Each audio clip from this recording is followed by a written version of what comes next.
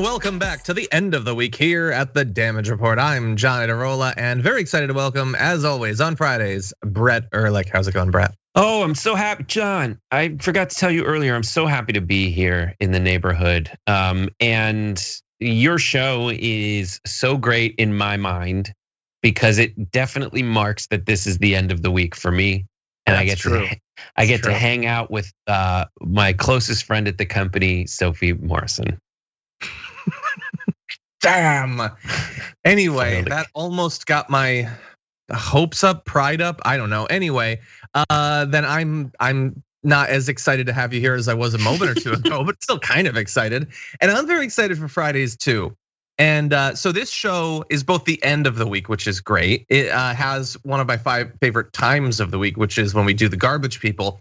But some people might say, yeah, but like you still have to do the main show after. But like this is like important behind the scenes information that maybe Brett can already guess.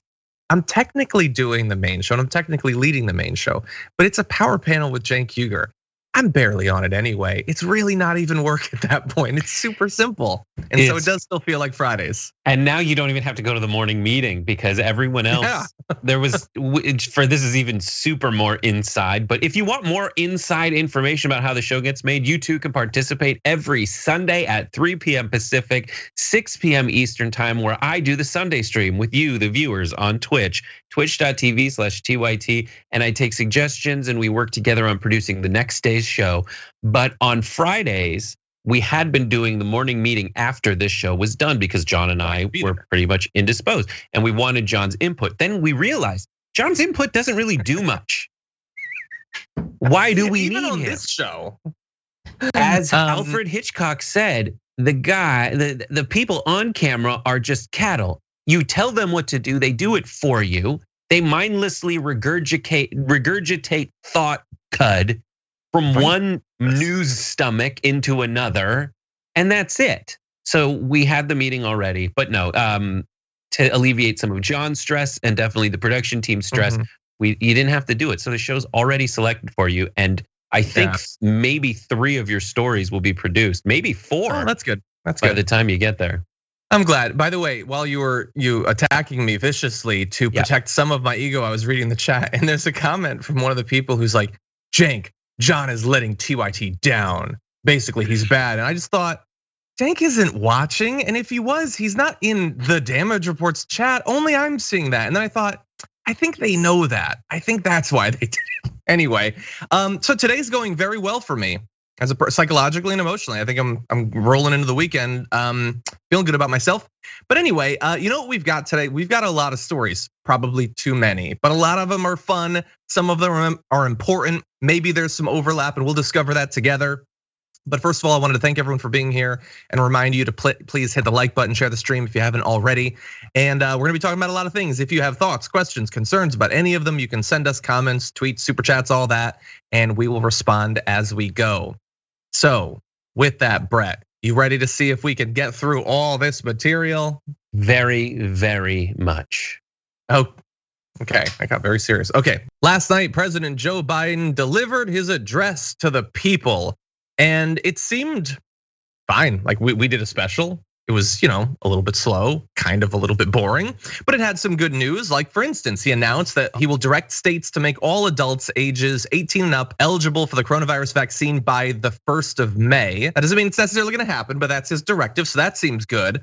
And then he added on to that, maybe something we could look forward to if everything goes according to plan. If we do all this, if we do our part, if we do this together, by July the 4th, there's a good chance you, your families and friends will be able to get together in your backyard or in your neighborhood and have a cookout or a barbecue and celebrate Independence Day.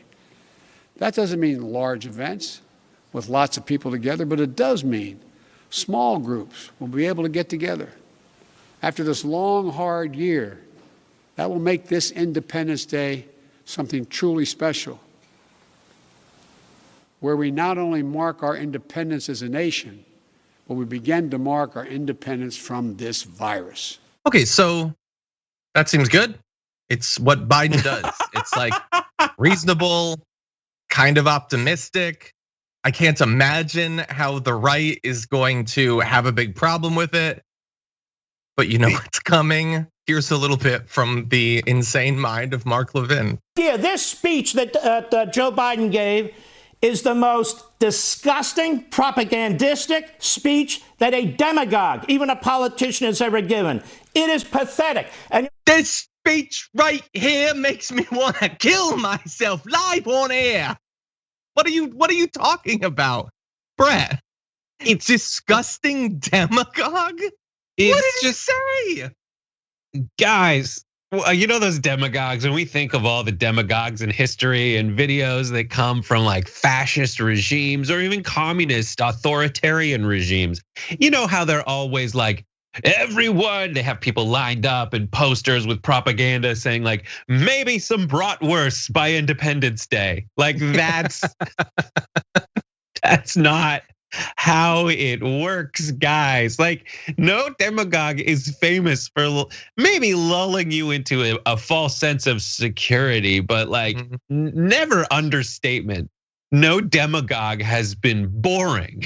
This is still this, like even when the reason I laughed when it came out of the video clip the first time when you were like, okay, like that's it. It really is like yeah, sure. Sure, fine, nice. Yeah. The one thing I took away from his speech was like May 1st, which used to be like Mayday, Mayday, Mayday, is now like May. Hey, I'll be eligible, and then I have to go online and find out what that means. But there is no way.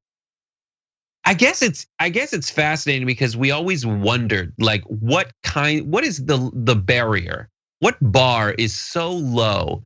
And what reality is so undeniable that the Fox messaging machine can't blow it out of proportion.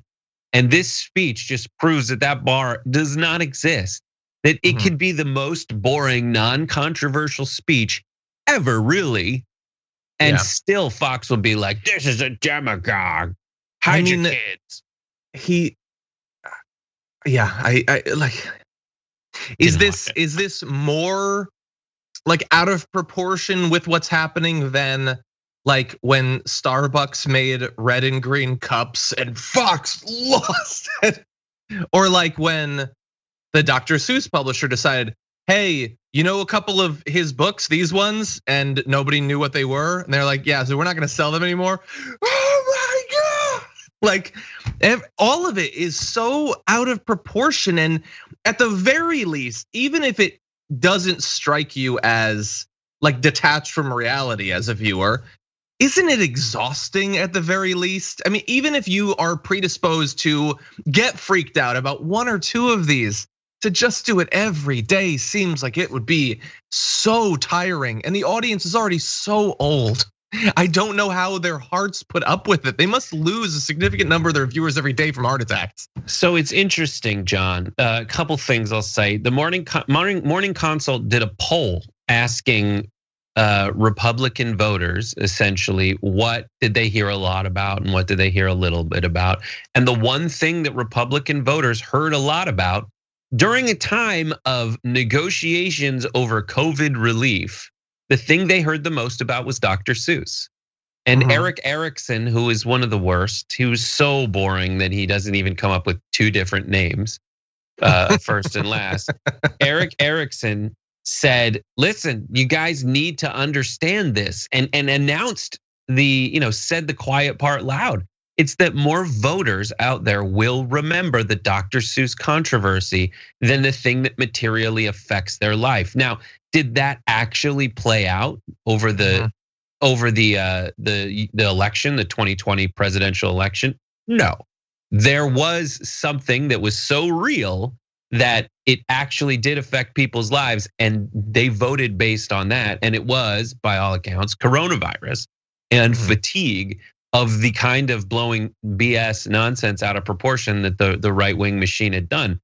And but this is very much their strategy, is to blow these kinds of things out of proportion rather than focus on anything that would actually affect your life. Yeah, I don't get it. You do, though. That's the problem, right? You do get it. No, that's what's so infuriating to me about it. I guess I should be more specific. I don't get I don't get how you could live your life as a member of the media doing that. I don't get why it's so effective on so many people. Those are the things I don't get. I get financially why they do it, and I get why, it feels good for the audience to just hate, like the 2-minute hate. Like, and hey, what if you took a 2-minute hate and you stretched it out over 24 hours of news? Like, I get that that's appealing. We know that people like emotional stuff, but I don't know. There's stuff I don't like about it. I don't want it to be true. We need to talk about a relatively new show called the Republic, or UNFTR. As a Young Turks fan, you already know that the government, the media, and corporations are constantly peddling lies that serve the interests of the rich and powerful. But now there's a podcast dedicated to unraveling those lies, debunking the conventional wisdom. In each episode of the Republic, or UNFTR, the host delves into a different historical episode or topic that's generally misunderstood or purposely obfuscated by the so-called powers that be. Featuring in-depth research, razor-sharp commentary, and just the right amount of vulgarity, the UNFTR podcast takes a sledgehammer to what you thought you knew about some of the nation's most sacred historical cows. But don't just take my word for it. The New York Times described UNFTR as consistently compelling and educational, aiming to challenge conventional wisdom and upend the historical narratives that were taught in school. For as the great philosopher Yoda once put it, you must unlearn what you have learned. And that's true whether you're in Jedi training or you're uprooting and exposing all the propaganda and disinformation you've been fed over the course of your lifetime. So search for UNFTR in your podcast app today and get ready to get informed, angered, and entertained all at the same time.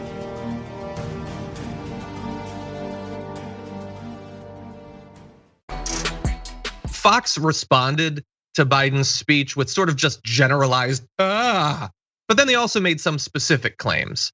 And in particular, the fact that Biden said that by July 4th, we might be able to have small get-togethers, that raised the ire of Laura Ingraham, who tried to make a comparison to something that happened a year ago. Let's see how that went. Well, what were the journalists saying? Their reaction to this pseudoscience?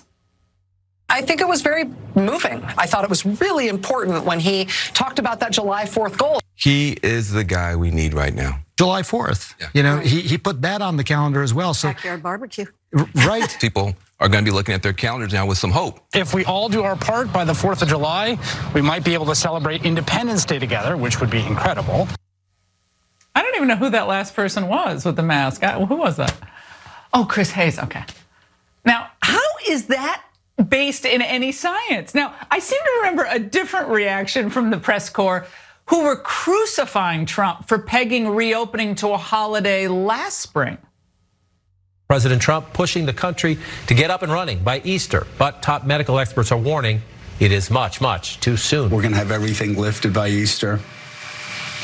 No. The president saying, I want the whole world to be opened up by Easter.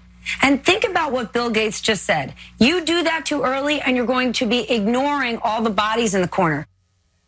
Oh my gosh, I hadn't seen that until just then. Now, of course, the truth is the press was acting like the comms department for the DNC last spring. She is like the cringiest of all of them. But my favorite part was Brett hadn't seen that video, so he didn't know what she was gonna compare it to. So Brett, what in real time did you realize? John, it's worse than that. I had seen the video. I had watched it, but even the second time around, it still hits pretty good. Where she's like, she is mad at Biden for she's mad at people for comparing. It's so stupid that I still can't wrap my mind around. It's like Biden said.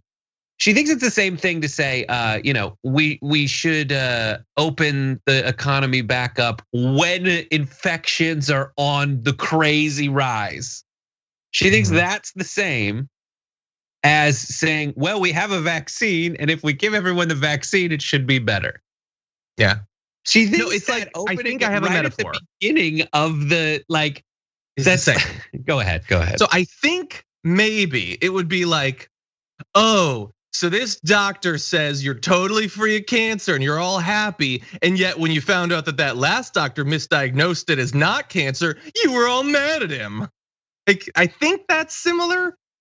But Brett, I know that I say I don't get it, and then you point out that we do, sure, but a Republican watching that, do they not come to the same conclusion? Well, I mean, to be fair, that was a year ago and there was no vaccine and it was really bad. It's so crazy. It's so crazy. I guess the other metaphor is like the weather report. It's like when there's a hurricane coming and someone's like, everyone doing the weather report is like, there will be a hurricane tomorrow. And Trump's like, we're gonna have all these big outdoor picnics tomorrow. And then another weather person says 2 weeks later, like, okay, the last vestiges of the hurricane have passed. It's okay to go outside. And she's mad that everyone thought the guy who wanted to have the picnics outdoor in a hurricane was a crazy person. It's like, yes, because that is a crazy person thing to do. Well, and really fast. So 2 things that she said specifically that I want to make sure we comment on. One was, I don't even know who that person in the mask is. Oh, it's Chris Hayes. Nice. That's in your prompter, dude. TV for years. She's been on TV. That was terrible. That was so bad. But anyway, the second was, what's the scientific basis for the 4th? Look, the 4th could end up not being what he's making it out to be. It's possible we could still have a lot of COVID. I would say that at that point, it's likely it's going to be spreading amongst people who voluntarily don't get the vaccine, which she's encouraging on her show. But the idea is that if everyone has access to an appointment for a vaccine on May 1st, that would provide 2 whole months of people being vaccinated. At that point, a lot of people will be vaccinated and it might be safe. And even then he's saying only small gatherings with your family. To pretend that he's jumping way ahead of everything, I feel like he's being incredibly cautious. And it's not to say that he's definitely gonna be right, but it's certainly safer than 1 week into lockdown, Trump saying by Easter we'll be good. That is not the same thing. Obviously, it's not the same thing. They're so not hungry over there. Like the capitalists on the right would say that competition really breeds innovation. But the thing is, there's no competition with Fox News. Like for 5 minutes, there was competition over at Newsmax when Trump was pointing it out on social media. But now everything's back to normal. Tucker's back to being #1. Fox News is back on the rise because they all just forgot about Newsmax and have kind of moved on from it. But when you look at Hannity and when you look at Laura Ingraham, it's like there's no drive to really be the best at this. You can see that they're absolutely on autopilot because part of it is that there's no one really challenging them, and because they're really the only game in town. And the other part is they know how ridiculous they're being. The default setting for these guys, as they're essentially doing cold reads of their scripts as the show goes on, you can see that they're not really aware. These aren't their words that they're reading off the teleprompter. The only thing that Laura Ingraham knows is the tone to have. And her tone is this dismissive. I can't believe it. Everything is delivered the same damn way. Let me check. Who is that? Oh, that's right. Chris Hayes. She reads on the teleprompter. Those are the lines that are so cringy when you see them in movies because they're so bad. And that's when really good actors are doing it. These news actors suck at it. And I can't believe that their audiences don't pick up on it.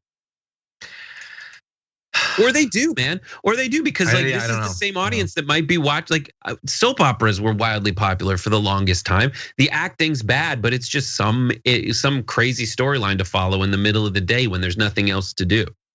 Maybe that's it. It's entertainment at this point. Okay, so we've pretty much assumed for about a year now that Republican governance, both in terms of the governors, but then also the effect of the president, led to really bad outcomes when it came to the pandemic.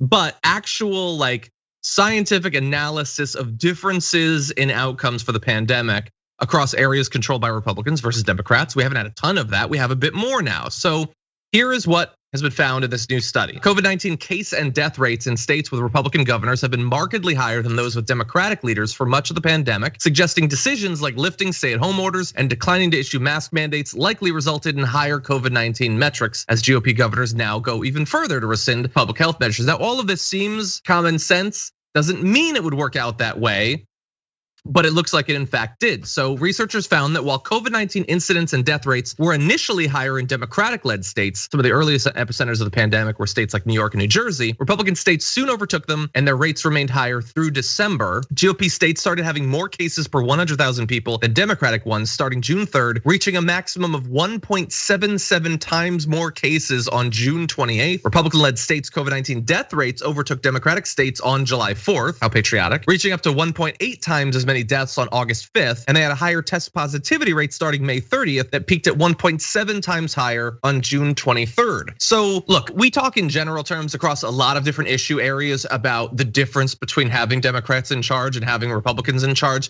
It is not often that you can so directly like quantify the difference there, and understand that the difference that's being demonstrated there is cases which can result in lifelong issues, even if you survive with COVID, let alone the fact that so many more people died, and not magically, not mysteriously, very reasonably, because people weren't encouraged to wear masks, they weren't required to, things were kept open. When there were lockdowns, they were opened prematurely.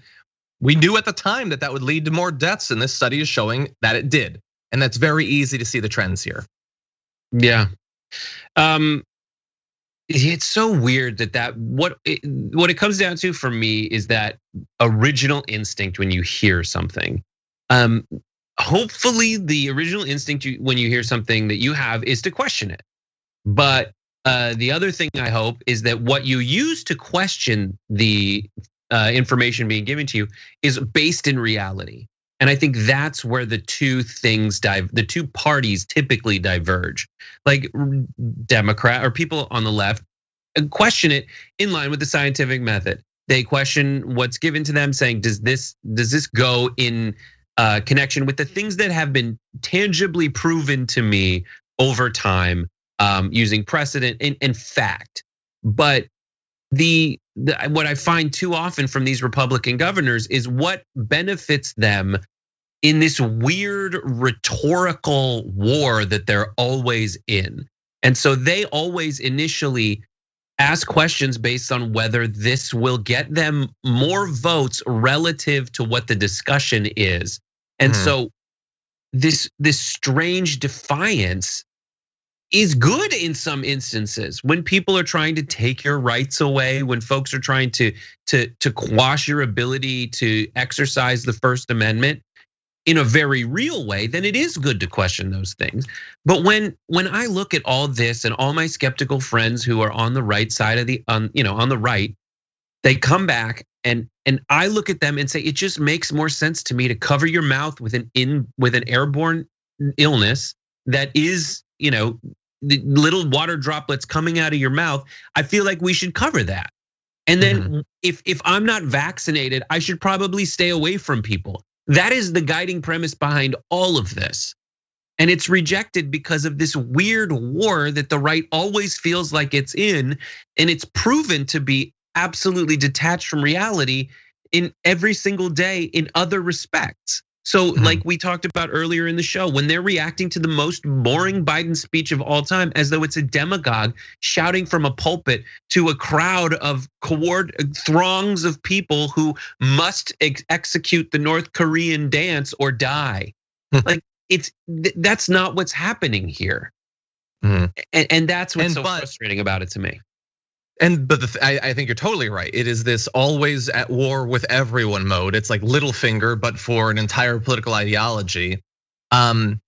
Sometimes it's just a distraction that provides a political opportunity cost. If millions and millions of people are convinced by right-wing media to be focused more on Dr. Seuss than COVID aid or the minimum wage, then that sucks. But when they think they're fighting a war on masks that doesn't have to exist, but that because they opt into this war, there are casualties as in a real war, potentially hundreds of thousands of people, then that's like the worst example of that.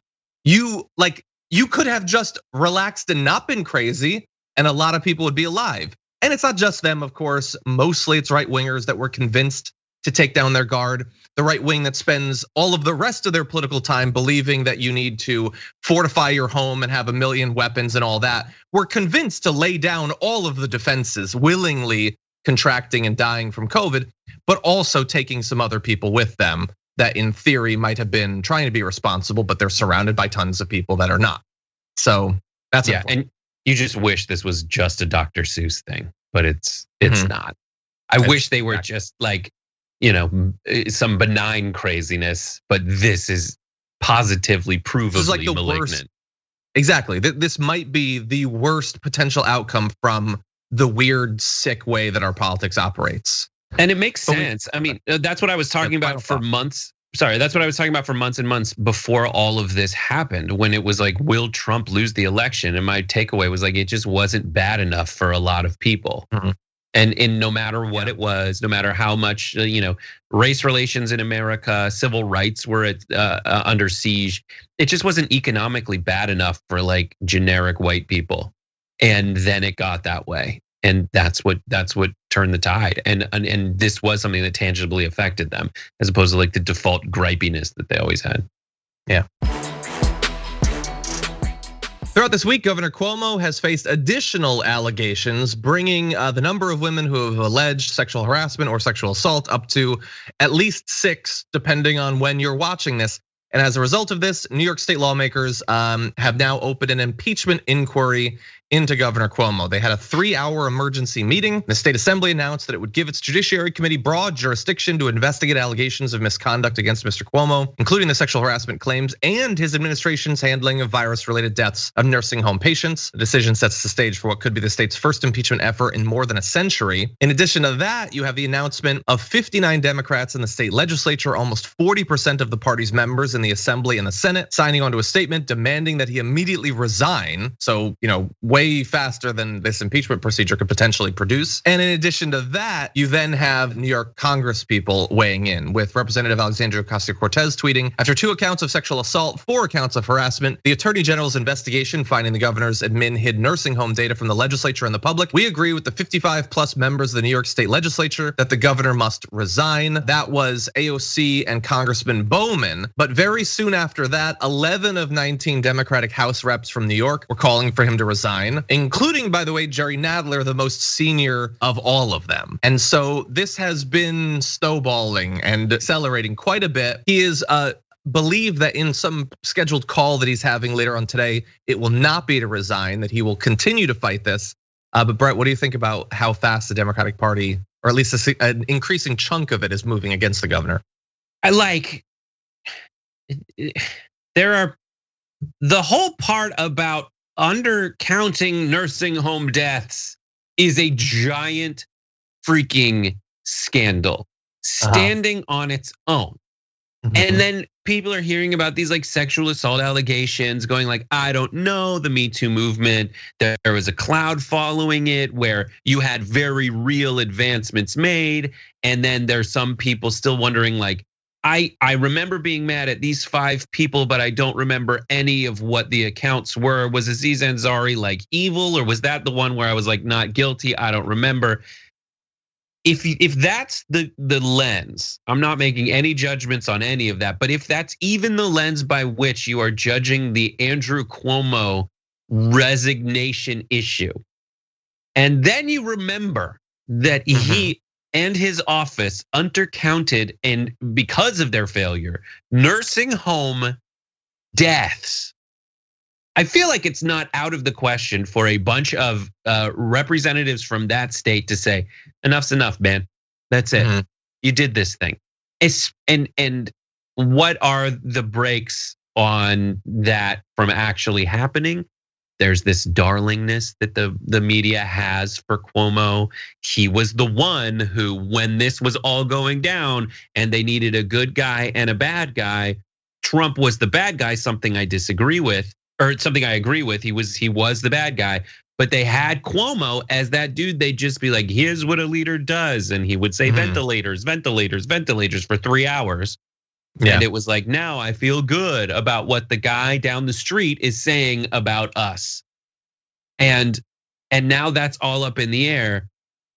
And I feel like when it comes down to it, the big revelation that a bunch of people had before, but that I had this week is that when you're looking at tribalism, how do you identify tribalism versus people who are just like really principled? And it's hypocrisy. And if you can find the hypocrisy, that's tribalism, because people have a double standard because their priority is their side winning and not the facts winning. And in this situation, if you're just dragging your feet because there's a D next to his name, then your hypocrisy reveals your tribalism. And as a result of that, you need to be very honest in your appraisal of what you are doing and what is right and what is wrong. And as I say, like, just even if nothing's been proven in a court of law about the sexual harassment claims, and there are going to be investigations about that, the nursing home stuff, man, that is really, really, really bad already. Yeah, it is. It is. I think, and it's a part of the impeachment investigation. AOC referenced it in her thing. Like, I think both of these are being considered simultaneously. I think the fact that you have so many recurring updates of more and more women coming out, more so than you have new updates about the nursing home scandal, drives more media attention, obviously, I think. Plus, because it's like a scandal that involves huge numbers taking place in a time where lots of people are dying, is less like humans gravitate to individual people and faces and names. And that side of the scandal, I think, has been providing more of that. Like if it was, here are particular people in nursing homes that they pretended died of something else, maybe that would draw more of the attention. But in any event, I am glad that the Democrats, at least this number of Democrats, and it's a lot, like the majority of the Congress people from that area and a significant percentage of the state reps are doing something that is not hypocritical. It is expecting that these sorts of claims be taken seriously. And still, in general, I think that both parties are generally loath to take this seriously, when taking it seriously could result in some sort of political hindrance to them. But this is a reminder once again that the parties are not the same in this area. They both might tend towards protecting their own, but the Democrats sometimes will ask for resignations or try to push people out. The Republicans effectively never do. So what do you think will happen, John? Do you think Cuomo will ever resign? I mean, I think the only way I can really conceive of him resigning is if he thinks that impeachment is inevitable. He would prefer that he resigns rather than be impeached, I guess. So that's gonna come down to, is impeachment inevitable? And at this point, I don't know the numbers. It looks like, a significant percentage of the party's already against him. So I don't know, we have to see. One fascinating aspect of this is, without the news cycle being as tumultuous, he doesn't benefit from that, well, something else shiny will come along dynamic. That's true. Maybe if Trump was still around, that would be better for him. Yeah, he's probably like on the phone with Twitter to reinstate Trump right now. I don't think he'll resign unless impeachment is happening. And I think that's something we've learned recently, that a Democrat is learning that Republicans were hoping they could get away with for a long time, which is, well, you guys can be upset, but you'll have to wait until the next election to really tell me what's what. Yeah, and by the way, like right now, Madison Cawthorn, as we've talked about, is facing a number of different allegations of sexual harassment and sexual assault. And he goes on Fox News and they don't even bring it up. It's not even like a puff piece interview or anything. They pretend that it doesn't even exist and then do a segment about Cuomo. And the thing is, should they do the segment on Cuomo? They should. But they should also not pretend as if they have members that aren't facing similar allegations. Biden still does not have a full cabinet, but it is slightly fuller than it was before, because the Senate has now confirmed his pick for Secretary of the Interior, Representative Deb Haaland of New Mexico, on Thursday, with all Democrats and 4 Republicans voting to advance her confirmation, which will be on Monday. Haaland's confirmation comes a day after the Senate confirmed Michael Regan of the Environmental Protection Agency. There were some great responses to that. It's been hard fought since it's taken literally months to push this through. Representative Alexandria Ocasio-Cortez says it's a big deal, historic appointment, a visionary Native woman in charge of federal lands, unequivocally progressive, Green New Deal champion, exquisitely experienced. Sister, you're gonna do such a great job. I'm so proud of you and the movement. And I love that, like, it is both heroic and she has the experience, so you can get 4 Republicans after all of this time. What are you supposed to do? Who are you supposed to put up? They can put up a Republican and they get 7 at this point, Brett. I think that's a good test. Would they ever vote for it? So you got people that have been approved in the last few weeks, few days really. Haaland and Merrick Garland. Merrick Garland, I can't tell if it was support or not support, but essentially he voted yes. And some people are like, what a just little flick in the eye from Mitch McConnell to finally vote yes on Merrick Garland. But in this situation, it is good because the direction that it had been going was the wrong direction. And this is someone who very overtly is saying, I will value the lands themselves over the capitalistic interests that seek to take their resources away at any and all costs. We'll see what gets reversed. There was the Bears Ears Monument that was privatized and oilized and all kinds of strip mine rights and whatnot. But essentially, it is good to see someone who gives a damn about the interior in charge of it. Exactly. Yeah. And in particular, there's a variety of people that in theory Joe Biden could have put forward that would have been, like easily on day one better than any of the Republicans who over the last 4 years seem exclusively chosen because their resume says that they will directly go against the stated goal of these federal bureaucracies. But she's actually pretty good on the actual issues too. And to the extent that in that position, she can push for things like the Green New Deal, which she's a supporter for. She says she's gonna move climate change priorities, tribal consultation, and a green economic recovery forward. Like this is not just, hey, he got a person, it's a good person. And there have been a few of those. More of them have been like, for instance, as you said, Merrick Garland getting confirmed. And like, I kind of like it a little bit as sort of political karma, but it's one of those that, I don't know, maybe it's just me. I like people on Twitter were like freaking out like, yeah, it took 4 years, but we got Garland. And I just can't take part in that. Like, I don't, sure, it's good, but I can't be like, yes, finally stick it in their face. I don't know. I like the Mitch McConnell part in particular because he was so singularly instrumental in stopping Merrick Garland from getting on the Supreme Court. But it's not like I wanted Merrick Garland on the Supreme Court because I'm such a fanboy of Merrick Garland. Just would have preferred him over, Gorsuch, for instance. Yeah, I don't know. Anyway, but good news. What do you know? And Marcia Fudge and and Merrick Garland and a number of others are getting confirmed. Personally, I mostly checked out of the confirmations after Pete Buttigieg. That was everything I wanted in a confirmation. I already got it. I don't need anything else. Dude, it was so good. It was so good. It's like I just want to make transportation fun again, and it's like yes, when I am driving. Cool again. When I am driving across a crumbling interstate, fearful that I will fall into the Mississippi River, one thing I'm really wondering is my transportation secretary making this cool again? Oh, this bridge seems rickety. Cool. Nifty. We're gonna paint them. We're gonna put lightning bolts instead of lane lines. That's how cool it'll be. I don't know what that means to make it cool again. I just hope it ends with him like on a unicycle or something, or a penny farthing, like something retro, And when I think cool, I think Pete Buttigieg. What? But they do. The people who write those headlines do. He's young after all. Yeah, anyway. Young. Sometimes when I'm putting together an outfit, I opt against double pleated pants and go with a single pleated pant. That's what we're looking for in America. Is this Luke Wilson? Because he has Luke that. Wilson. He has a little mouth thing. He's like, that's what we're talking about here in America. Kind of. You're like 25% Buttigieg, 75% Luke W. I think. I'm buying time by wondering. I wonder, can you take your underpants off when you're on the? I don't know. It's a Zoolander reference. One hand. Come on. That's Luke Wilson. Come on.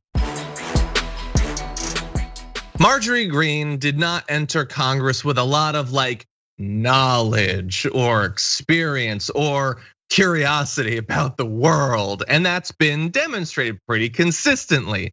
Like last month when she said this, I'm a regular person and I wanted to take my regular person, normal, everyday American values, which is we love our country. That got way too country. Anyway, we believe our hard-earned tax dollars should just go for America, not for what? China, Russia, the Middle East, Guam, whatever, wherever, which is a weird thing to say about individual countries, entire regions of the world, and territories of the United States, which you should know because you've already been a congresswoman for like more than a month at that point.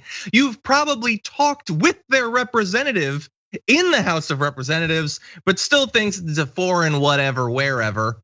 But thankfully, there have been some entreaties from Guam for her to potentially learn something with a bit of an olive branch. A delicious olive branch. So Crystal Paco Sen Agustin, communications director for the governor of Guam, said Congresswoman Greene is a new member and we'll be paying a visit to her and delivering delicious chamorro chip cookies as part of our ongoing outreach to new members to introduce them to our wonderful island of Guam. We would be more than happy to send Representative Greene's office a copy of Destiny's Landfall, A History of Guam. I would bet every cent I have and every cent I will ever have that she wouldn't read 3 pages of any book about the history of Guam. Like, I defy you. Here's a challenge for you for social media. Come up with something less likely to happen than her turning the last page on that book and saying, I really learned a lot. Can't think of anything. You can't think of anything. It's so stupid. But anyway, Brett, yeah, Guam's a territory and she doesn't know, doesn't care, won't learn. And in a month, we'll have forgotten it. Puerto Rico is one of my least favorite places in Mexico. Like that's what it sounds like. That's what it is. Guam, it's so crazy. It's like at least she knows that Guam is a thing that exists. If I'm looking for the silver lining, she knows Guam's a thing, but she doesn't like Guam. And more, the problem is like she doesn't really. I'm sure there's a way to get through to her so she could be proud that we have places like Guam, because I'm sure if you talk about like American imperialism and expansionism and having control over more places on the earth, she would be 100% all about it. But there is this fallacy that you really lock into, and you're right to do so, that being a normal everyday person is an excuse to let you be bad at something that is very essential to your job. And that doesn't apply anywhere else except 2 very key places. 1, Congress, and 2, really, it used to be like the one I could point to was like, who would you rather listen to? Someone who's like, I'll help, I'm not a doctor, or someone who says, I'll help, I'm a doctor. Like I would rather have the doctor help, but that's not even real anymore, because a lot of these folks have become anti-vaxxers who look on the internet and are like, well, who should we listen to here? People who are experts or people who say very proudly that they have no idea what they're talking about. I'm gonna, but the person who says they don't have any idea what they're talking about is speaking very confidently in a way that seems like they do think they know what they're talking about, but they're proud that they don't know what they're talking about. Maybe we should listen to them. No, you shouldn't. Let's listen to an expert. Yeah, or at the very least, someone who would like to know things and cares if what they say is true or not. We don't know if she has learned anything or cares. Her office did not respond to requests for comment. Does she care about any of this? Probably not. But maybe like a tiny bit, because we were gonna show you the video of her saying that, but it's been made unavailable. So someone in her office at least cares enough to take down the video of her saying something stupid. But there's a moving goalpost because there's gonna be new stupid stuff next week. Anyway, really fast, just to make sure that people leave this video knowing even more than she knows. Guam, an island in the West Pacific Ocean, has been a US territory since 1898. So, it's a little bit too recent for her to be aware of it. Following the Spanish-American War, its residents are US citizens who pay federal taxes, but not federal income tax. Many people in Guam serve in the US military, and it's considered to be of vital strategic importance. There are close to 6,200 active duty US troops in Guam, which is home to roughly 170,000 people. Guam residents cannot vote for president and do not have a vote in Congress. Like other US territories, they send a non-voting delegate to Congress, who I'm sure is gonna have some really awkward elevator rides with Marjorie Greene. It's the end of the week, and so it's time to take out the trash.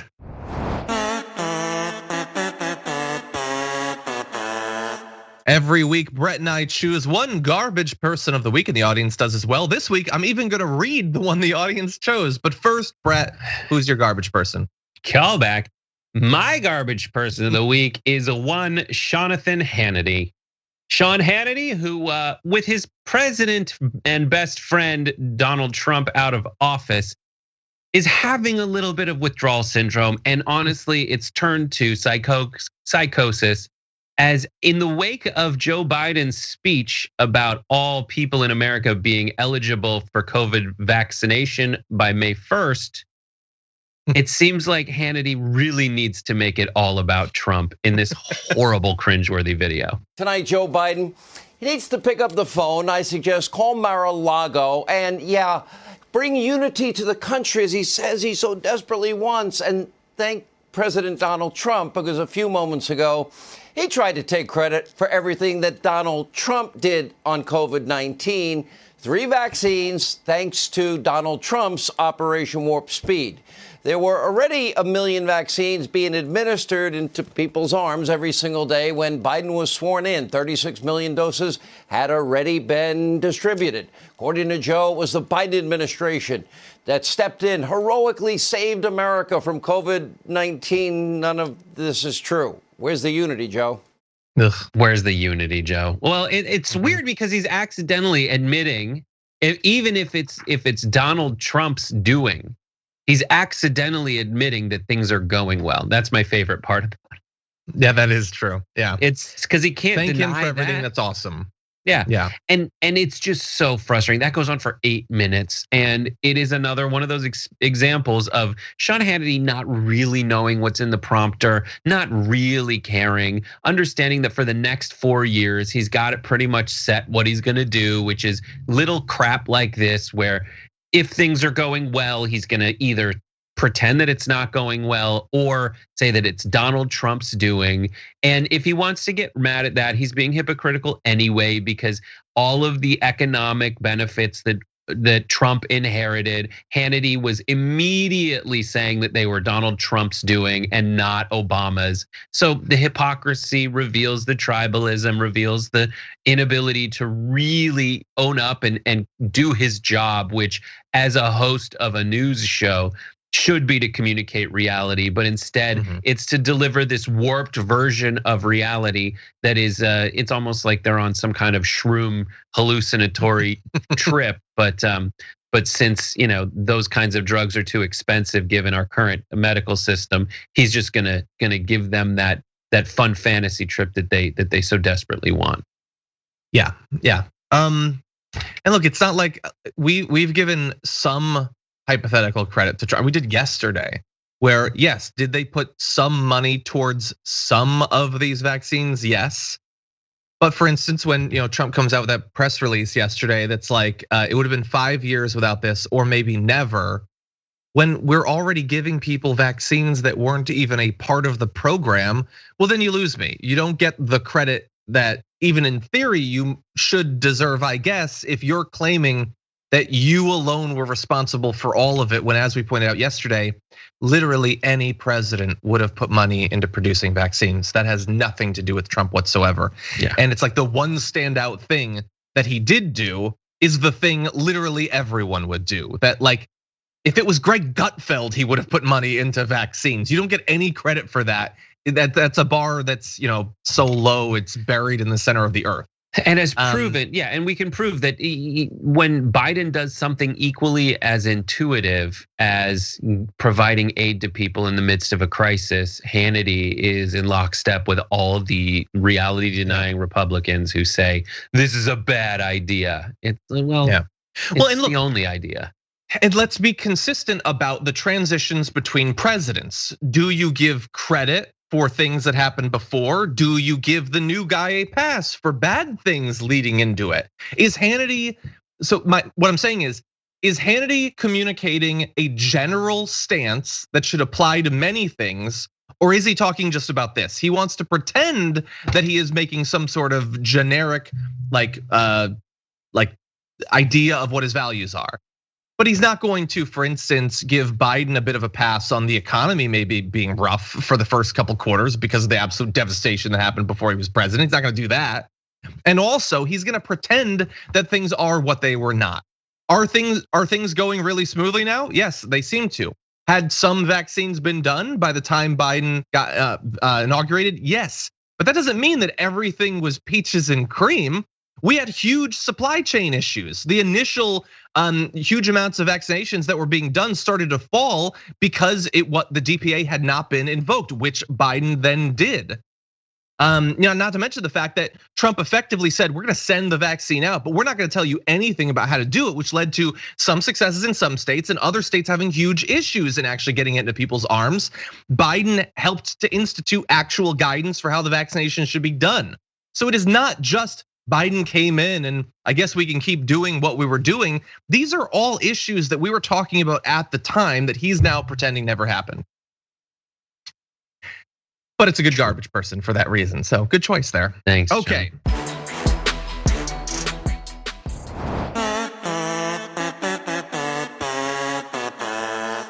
My garbage person of the week. I swear I didn't want to be my garbage person. I really did try. My producers can attest to I looked for others, but this was unfortunately the biggest garbage person. So my garbage person is Tucker Carlson, shown here exaggerating. Put it in the trash.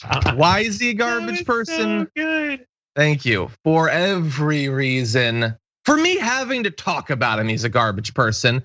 But all this week, he is, you know what, we're in like, supposed to be a month that shows appreciation to women.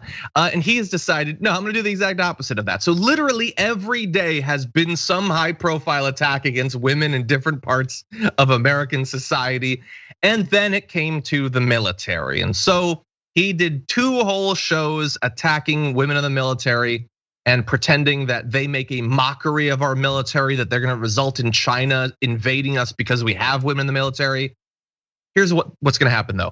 I'm not showing you the video. I can't take it. I don't wanna hear his voice. I don't wanna see his face. I've already reached my limit this week. So I'm just gonna show you this headline. He was attacked after the first show by military leaders for mocking pregnant service members, which like I get that in theory, it seems like his show is being produced like how Family Guy said The Simpsons was, that they just like pull a couple of things out or whatever and mash them up. The idea that Tucker Carlson would spend his program mocking to his millions of viewers active duty pregnant service members seems insane. If you want to see specifically what he said, you can go see it. I'm not going to show it to you. What I will show you though is the response from a number of those women who are very much not mockeries of our military. They are our military.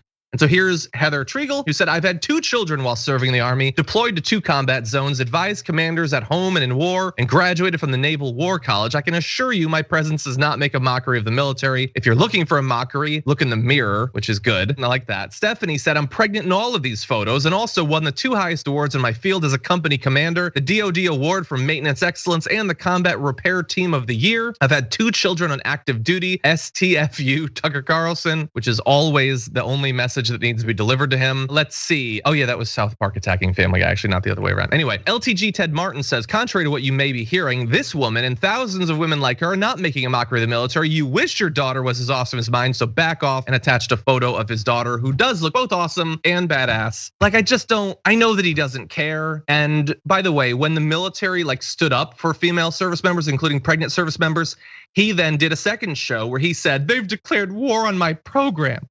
Literally the same week as he spent 2 shows saying women who talk about being harassed are lying to make themselves victim. He's now saying the US military has declared war on him because they stood up for their warriors. They didn't even mention him. They subtweeted him to some extent, but they didn't even mention him.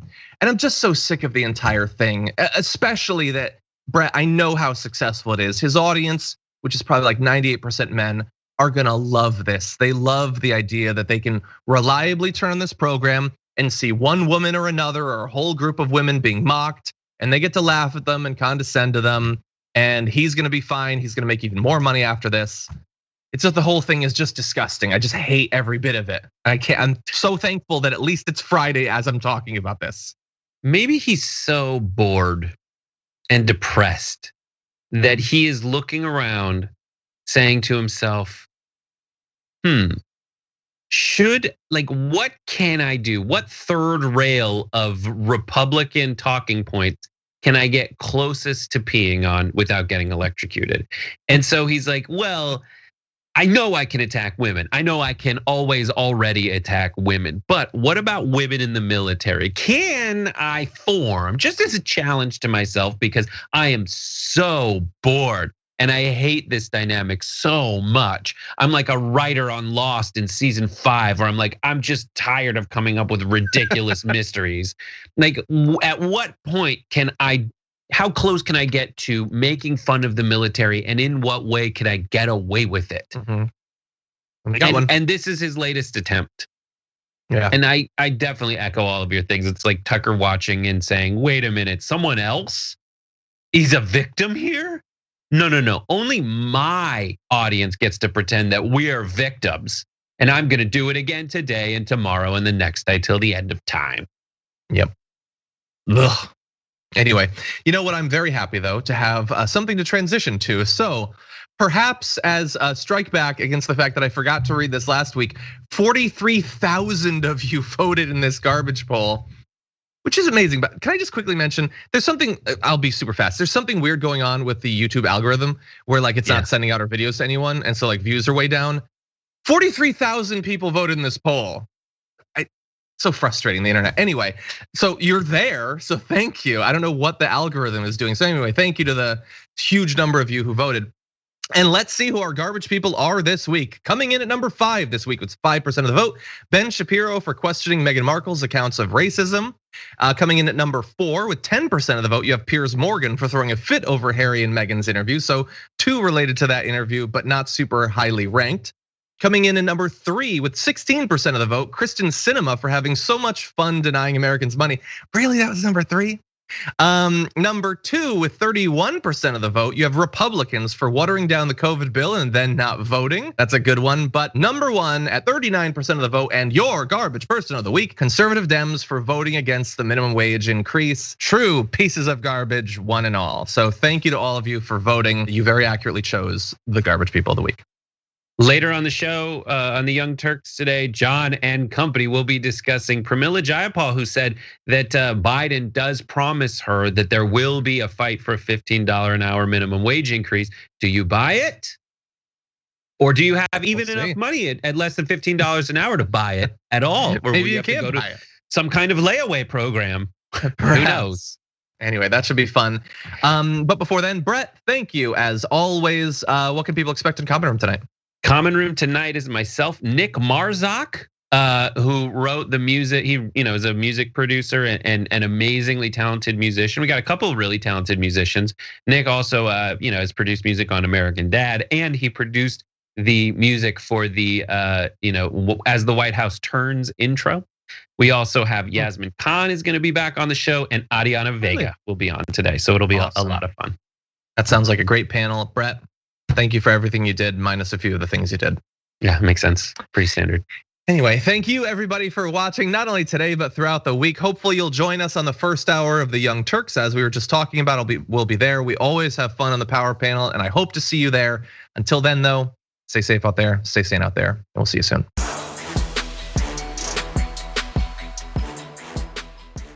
Thanks for listening to the full episode of The Damage Report. Support our work, listen ad-free, access members-only bonus content, and more by subscribing to Apple Podcasts at apple.co/TYT. I'm your host, John Derola. I'll see you soon.